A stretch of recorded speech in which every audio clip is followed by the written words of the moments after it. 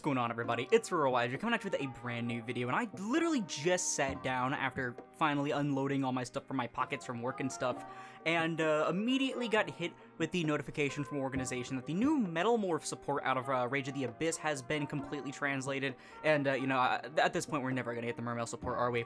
But I honestly wasn't going to cover this at first, but I figured because I literally just sat down and hadn't even started doing anything else, I might as well, even though I really could not give less of a shit, let's be real. But I guess Metalmorph of all things is getting support, so let's go ahead and get into this. Starting off with Red Eye's Black Full Metal Dragon. They can't keep putting more metal on the same dragon, dude. This poor dragon.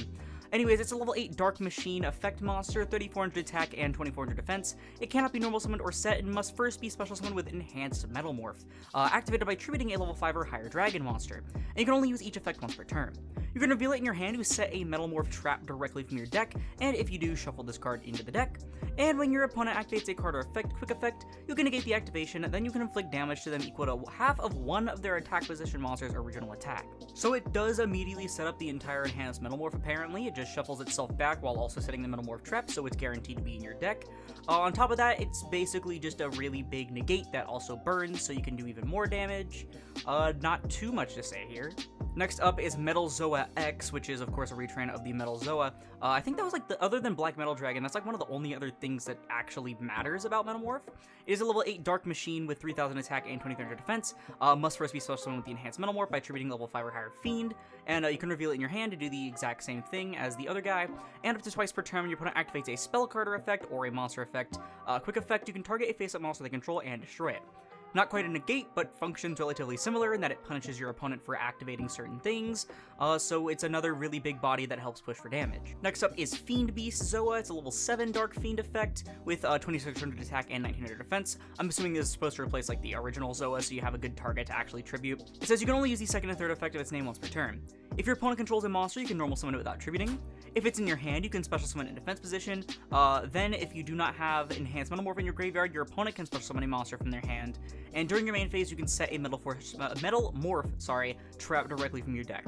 Not too sure how I feel about this one. I'm really not a fan of just having effects that are genuinely considered relatively weak when there's just a lot stronger cards out there that do the same thing, but then give your opponent a benefit. Hence why Ogdoadic hasn't really seen like any competitive success, because when your opponent's getting a free Veiler back from the graveyard, it's not great.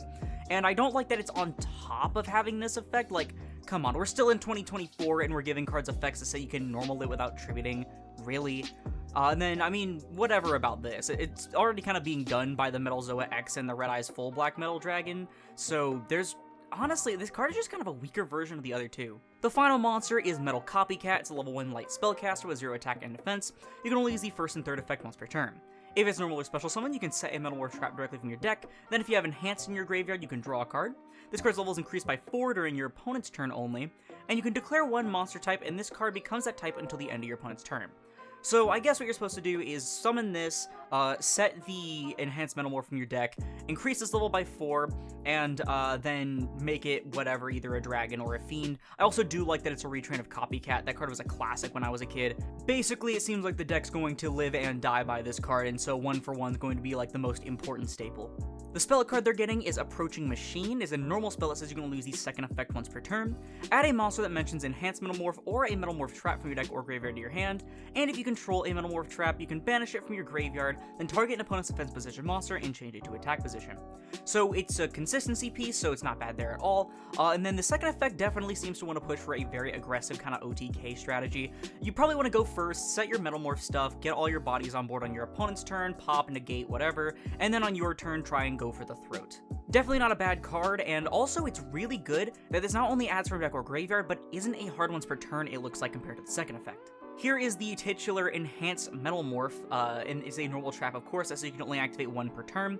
Activate it by tributing a face-up monster, and special summon a monster that cannot be normal summoned or set, and mentions Enhanced Metalmorph from your hand, deck, or graveyard. Then you can equip this card to it as an equip card with this effect. It gains 400 attack and defense, and your opponent cannot target it with monster and spell effects, and it cannot be destroyed by monster and spell effects.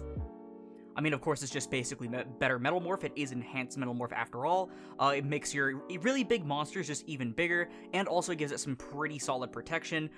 Really weird though that it's only one copy per turn, because that kind of seems to defeat the purpose of getting multiple out at once. And the final card is Time Engine. It's a normal trap that's always treated as a Metalmorph card, and if a monster you control is destroyed by battle or an opponent's card effect, target one of them, special summon it, then if it's a level 5 or higher machine, and you have another Metalmorph trap on your field or in your graveyard, you can destroy as many monsters your opponent controls as possible, then you can inflict damage to them equal to the summoned monster's original attack. So it's kind of an insanely strong comeback effect, but the problem is that it requires your opponent to actually like destroy your stuff, which is weird because this literally protects them from being destroyed by monster and spell effects, so they'll have to either destroy it by battle or by a trap effect, which isn't very likely unless you're playing exactly Labyrinth, and if you're playing against exactly Labyrinth, then destroying your opponent's monsters isn't really going to be a big deal. So that's it for the Metalmorph support. What do I think about it? I think it's definitely, like, cute. And, like, some of these cards are really strong. I mean, like, these are good if you can get them out. And then, you know, Metal Copycat's really solid. Approaching Machine's pretty solid. But for what it does, especially considering it is a trap-focused deck with the enhanced Metalmorph that can literally just be ashed, it feels like you're better off just playing Labyrinth if you want to play something like that. And this just feels like genuine, really crappy nostalgia bait.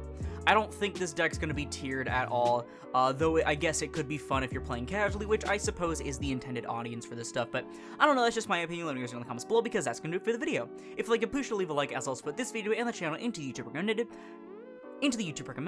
and if the content makes you like it, like the rest of my review series, then perhaps consider subscribing and turning on notifications if you haven't already, because it supports the channel and anything else, and it's absolutely free. Also, you want to swear you directly getting some awesome TCG merchandise in the process, check out Tapio cards and link down below, use code Aurora5 for 5% off your purchase at checkout, and support me financially.